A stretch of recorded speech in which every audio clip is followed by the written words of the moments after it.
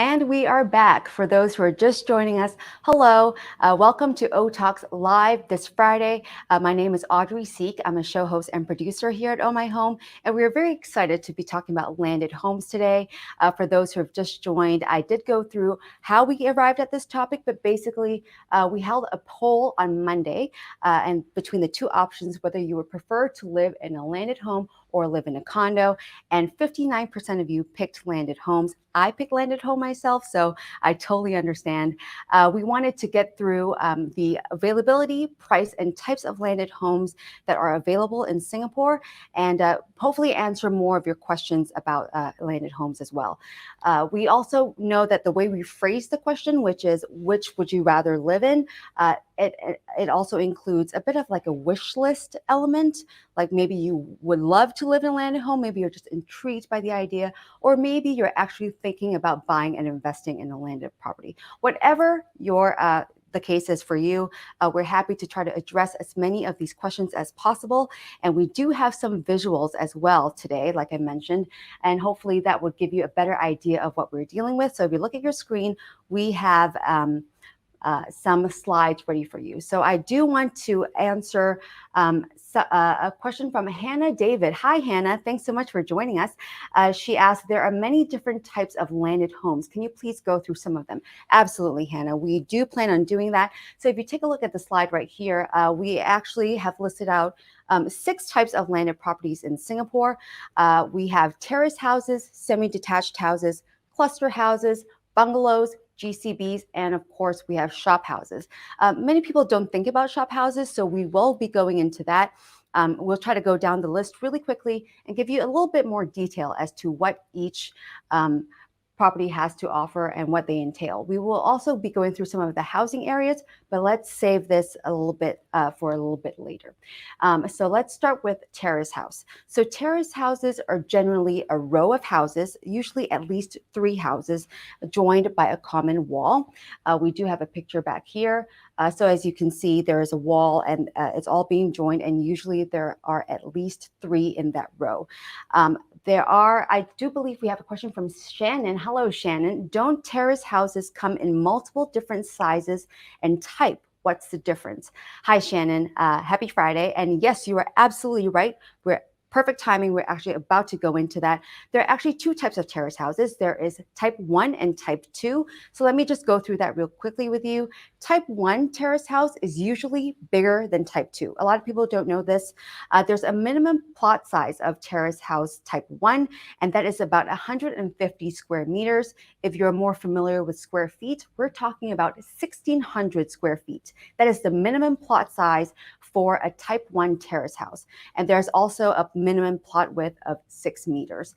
If you look over at type 2 has a minimum plot size of 80 square meters, which is just around 900 square feet. So as you can see, it could be about half the size as type 1, but it's still considered a terrace house, just terrace house type 2.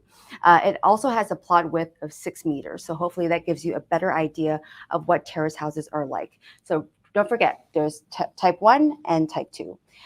Moving on really quickly to semi-detached houses, or a lot of people in Singapore call them semi-Ds, I think, as they're more commonly known. Semi-detached houses are usually a pair of adjacent houses. So there are 2 houses and they're separated by a common wall.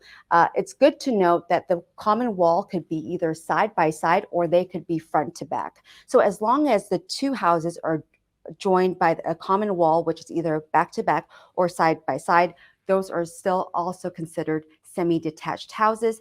They have a minimum plot of 200 square meters, which are generally bigger than terrace houses, even terrace house type 1. I believe this is over 2,000 square feet. So semi-detached houses tend to be bigger, and they just share a common wall with 1 house. Hope that helps. We're also going to move on very quickly to cluster houses. And I actually see that we have a question from Lexi. Hello, Lexi. Lexi said, I chose condo during the poll because I like the idea of amenities without maintenance. So is there a better landed option for people like me? Thanks so much for tuning in, Lexi. And I think that your question has actually addressed a really big pro about cluster houses. And for the people who voted for condo, I'm sure this would actually benefit them as well. So thank you so much, Lexi, for asking this question. So cluster houses would be the type of landed home for you, I think, Lexi. Cluster houses are a hybrid landed property, and they come with strata titles. Look at that picture. Wow. Those are beautiful houses. And they, just to note that they can actually be built in GCB and landed housing areas. We will go into landed housing a little bit later, but just to know that they could actually be built in GCB areas as well. And they have condo-like facilities. So so that means that a group of cluster houses can share the same pool, gardens, and they're usually maintained. So you wouldn't have to worry about maintaining your own amenities, which is a great plus if that's something that you would like to have instead of having to take care of it yourself. So thank you so much, Lexi. Cluster houses are probably the home for you. And of course, let's quickly go into bungalow. I'm getting very excited here. So bungalows are typically one of the largest types of housing in Singapore, and they're known to be detached from other houses, meaning that they're just standalone houses, and they're not attached to anything else, like what we've seen with the semi-detached as well as the terrace houses. This just means that it's a house on its own, and you have your own more privacy generally when you have a bungalow. So if you went on listings and they say that it's a detached house, they just mean that it's a bungalow. Hope that helps. There is a bit of discrepancy, which I'm going to go into a little bit later with GCBs, but outside the GCB area, there is a minimum plot size of 400 square meters for a bungalow, and there's a maximum site coverage of 50%. This means, right, that your house and your outdoors encompasses 100%, and your living area has to cover 50% of that land, and the other 50% could be your pool, your garden, your playground, whatever you choose to have outside your living space. But maximum site coverage means that half of that space needs to go to your actual house, and the other 50% can go to your amenities and your outdoor space. And within your GCB area, that's where the discrepancy is. If you have a bungalow in a good class bungalow area, which we will be getting to, the plot size is a minimum of 1,400 square meters, which is really big, guys. And there's a maximum site coverage of 40%. So it's the same as what I just described earlier, only 40% being your home and 60% being your outside space. We did have a question, I believe, from Ted. Hi, Ted. Ted asked, are there other differences between a bungalow and those famous GCBs? Is it just size? Now, thanks so much for your question, Ted. And I think that really brings up a big difference between just bungalows and GCBs. There's a picture of a bungalow, and let's jump right into GCBs. So GCBs, I'm sure everybody, most people at least, are aware of what GCBs are. They're generally considered the most prestigious and exclusive types of landed properties in Singapore because they're only built in 39 gazetted areas, meaning if you have a bungalow outside these 39 gazetted areas, you do not have a good class bungalow, you have a bungalow. Just to name some of the gazetted areas, we're talking Cluny, we're talking King Albert Park, and so they're usually prime locations in Singapore, these GCB gazetted areas. So that main difference, I would say, Ted, is location. Like I mentioned, if you have a bungalow in a GCB area, the minimum site area is 1,400 square meters with a maximum site coverage of 40%. If we go back real quick to this slide, outside the GCB area, your bungalow can be smaller. But if your house is within the GCB area and it's considered a good class bungalow, it needs to be of a certain size of 1,400 square meters, and it needs to be in one of the 39 gazetted areas. So if you, let's just say, bought a big plot of land outside a GCB and you meet the criteria, right, of 1,400 square meters, you just have a large bungalow. You do not have a GCB. So the key point to say is that GCB, you need two criteria, which is the location and the size. So if you have a 1,400 square meter size bungalow in a GCB area, then you have a GCB. On the flip side, if you have a smaller bungalow, not 1,400 square meters, but a little bit smaller than that, and you still are in the GCB Gazette area, you still don't have a GCB because it's not big enough to be considered a GCB. So I hope this helps, Ted. I know it could be a little complicated, but you need both size and location on your side in order for your home to be considered a GCB. So I hope that helps. Thanks so much for your question. I do want to talk really quickly about shop houses because they are gaining a lot of popularity in Singapore recently. So shop houses are conservation buildings, and they were built in Singapore in about 1760s to 1860s to 1940s, I want to say. Do check me on that. But they're generally protected by the URA, and that's because they have a lot of like cultural and they're very cultural to Singapore, and they're very important to us. So they're protected houses. Many people are converting them from commercial shop houses to they're actually living in these shop houses as well. So if you think that shop houses are cool and you would like to try that out, that is actually an option. I did want to bring up landed housing areas really quickly. I do see that we have some questions, which I will get to, but just quickly, there are a few landed housing areas in Singapore. Just wanted to go through them real quick. There are semi-detached housing areas, meaning that they're mostly semi-detached houses, but you can have bungalows there as well. You cannot have terrace houses in these semi-detached housing areas. For bungalow areas, you're allowed to, of course, have bungalows. You're generally not, you won't be able to find any semi-detached or terrace houses in these bungalow areas. Mixed landed housing areas means that it's a free-for-all. You can have bungalows, semi-detached, terrace houses, cluster houses, all in mixed landed housing areas. And of course, for GCBs, you can find GCBs, bungalows, but you can also find cluster houses in these areas. So just really quickly, just wanted to go through these different housing areas in Singapore. We do have a question here. Realistically speaking, how much does a landed property cost? Well, thanks so much for your question. Generally speaking, right, I think that it's pretty varied. Like I talked about, we have GCBs that are in prime locations and generally much bigger, and those can run you up to like 40, 50 million, I believe. The funny thing is that I believe that we had a GCB in Singapore being sold in 2019, I think, and that went for $230 million. So the range, it can go really high for landed properties, but generally in Singapore, if you look around, you can find landed houses for about 1.2 to 1.5 million. You would have to look a little harder for those. They tend to be outside the city center, and they tend to be smaller, maybe terrace houses or maybe semi-detached houses. But maybe that is, but it's good to like give you a bit of an idea of what we're dealing with.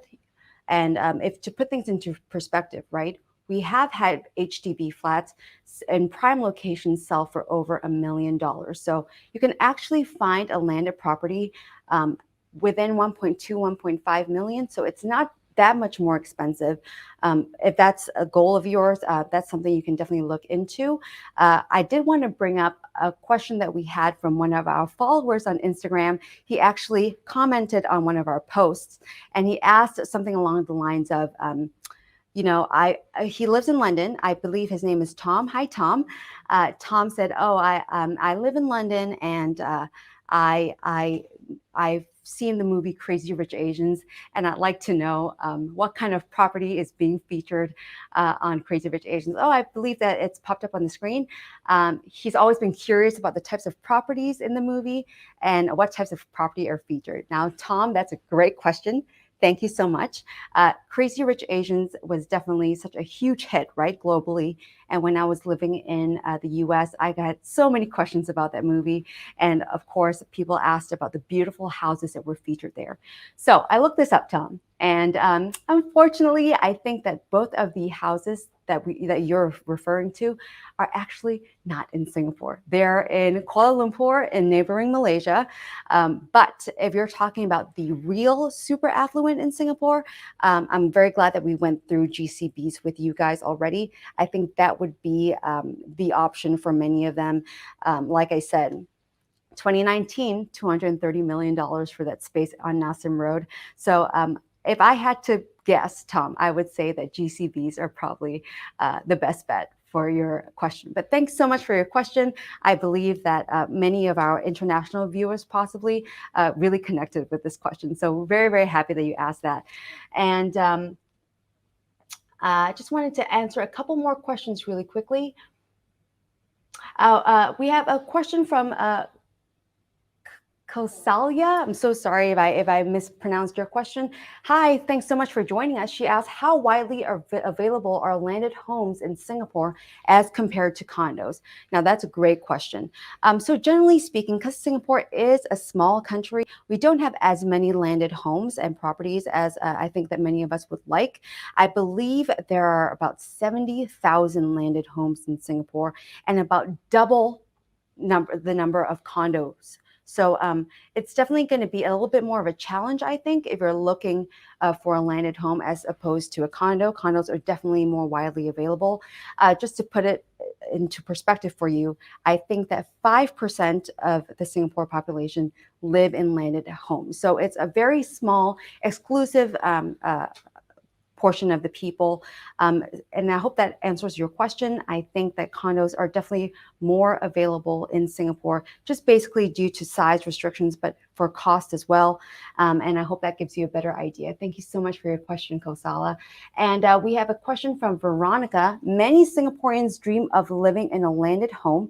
Are there any downsides to living in one? Veronica, thank you so much for your question. I think that some people would say that there are not really any downsides because having a bigger space generally is really a big plus for them, and privacy as well. But here's something to bear in mind. So I've been talking to some owners of landed homes, and they did bring up that if you don't use, the bad thing about having a landed home, I think, or one of the big sticking points is the problem with pest control. So I actually grew up in a landed property, and we had these visitors all the time. I remember my grandfather came home one day and there was just a giant snake in the living room. So of course, bearing in mind, Singapore is a tropical has a tropical climate, and so we can have unwanted guests from time to time. So you would probably have to call pet control services if you encounter any of these animals and pests. That's definitely something to keep in mind. But a great plus, I would say, is that you definitely do have a bit more privacy with a landed home as compared to, let's say, a condo. You don't have to share any walls or anything with anybody most of the time, especially if you live in a bungalow. So that's something to bear in mind. And I would have to say that a downside would be the cost. I think that the cost of living in a landed property is generally higher. If we're talking about maintenance, if you have a pool and a garden, you would have to spend more time maintaining your property. But besides that, if you choose to have someone take care of that for you, let's say you can just call a pool or garden service, right? You would have to add that cost into your expenditures as well. And a lot of landed homes are also in more secluded areas, and maybe that's something that you would like, to live in a quieter area of Singapore. If you do that, and let's just say you only have one car, it may be an issue having the rest of your family members go about their day, whether they have to go to work or school. So that's something to bear in mind as well. Cab costs, Grab costs, those can all also be added into the cost of living as well. So I hope that helps answer your question, Veron. And I believe that we are actually almost out of time. It's 12:50. Time really does fly when you're having fun. If you did ask us a question, thank you so much. We will definitely get back to you. I hope that we've helped at least a little bit, like get you to understand more about landed homes in Singapore. Any questions that went unanswered, don't worry. We have a team that's back here who would be happy to answer the question after the fact. So please continue asking questions even after the live if you want to know anything else. We also have super agents here. So if you're looking for a landed property or a property that works for you, please remember that you can always look us up visit our website at ohmyhome.com for more. But before we go, right, we just have a small treat for you guys. We wanted to share that we have a new series that's coming out. The series is called A Property Parent, and we're trying to walk you guys through the P1 registration process in Singapore and how that would work. So we hope that this will actually helps you, but I believe we have a quick teaser to show you guys. So check this out.